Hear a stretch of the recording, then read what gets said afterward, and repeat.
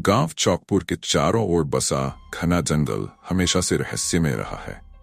गांव के लोग इस जंगल के बारे में अलग अलग कहानियां सुनाते थे, लेकिन एक कहानी ऐसी थी जिसने सबको चुप कर दिया था।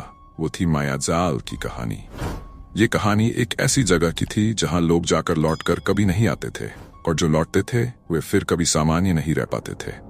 ये कहानी शुरू होती है रहू से, जो गांव का एक सामान्य किसान था।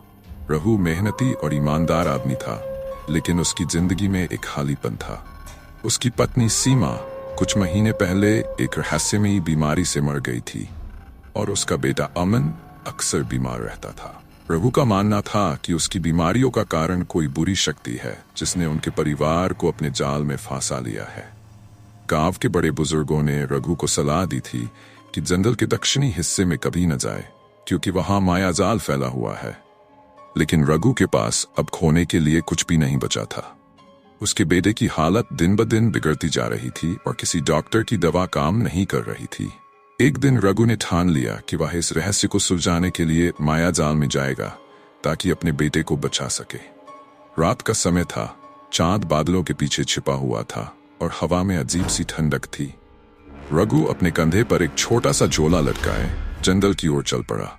जंगल का रास्ता उसे पहले से भी ज्यादा डरावना लग रहा था।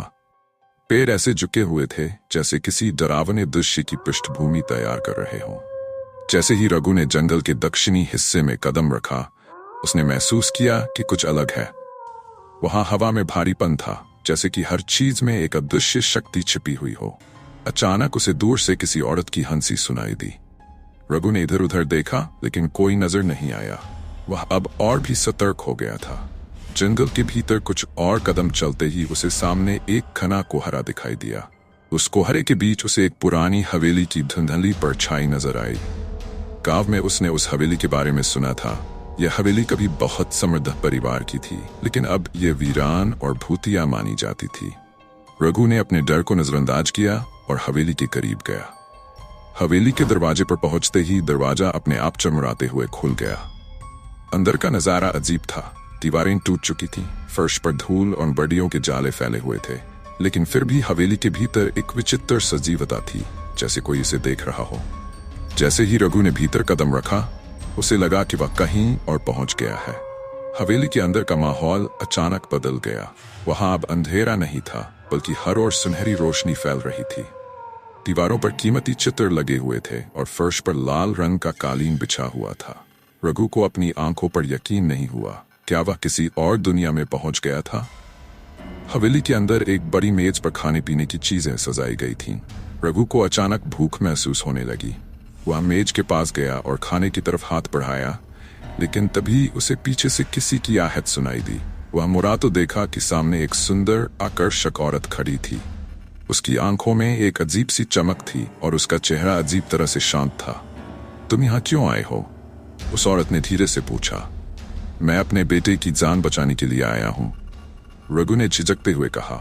औरत ने हंसते हुए कहा, यहां जो आता है वह लौटकर नहीं जाता। ये मायाजाल है। जो यहां प्रवेश करता है वह हमेशा के लिए यहां का हिस्सा बन जाता है। रघु ने घबराते हुए कहा, मैं यहां से वापस जाना चाहता हूं। मुझे अपने बेटे को बचाना है। औरत की मुस्कान अचानक गायब हो गई और उसकी आंखों में खतरनाक चमक आ गई। उसने कहा, यह जगह तुम्हारी इच्छाओं को पूरा करती है, लेकिन इसकी एक शर्त है। जो तुम चाहोगे वह मिलेगा, पर उसकी कीमत तुम्हें अपनी आत्मा से चुकानी होगी। रघु ने खुद को पीछे खींचा, लेकिन उसके कदम जम से गए थे। वह जानता था कि यह कोई साधारण जगह नहीं है। यह हवेली एक मायाजाल थी, जो लोगों की इच्छाओं को उनकी सबसे बड़ी कमजोरी बनाकर उन्हें फंसा लेती थी। अचानक हवेली के अंदर का दृश्य फिर से बदलने लगा। दीवारें फिर से टूटने लगीं, रोशनी अंधेरे में बदल गई और रहू को चारों ओर से डरावनी आवाजें सुनाई देने लगीं। उसके सामने अब वे लोग खड़े थे जो मायाजाल का शिकार हो चुके थे। उनकी आंखें खोखली थीं और उनके चेहरे पर अजीब सा दर्द था। रघु अब समझ चुका था कि उसे यहां से निकलने का एक ही तरीका है, इच्छाओं के इस मायाजाल से बाहर निकलना।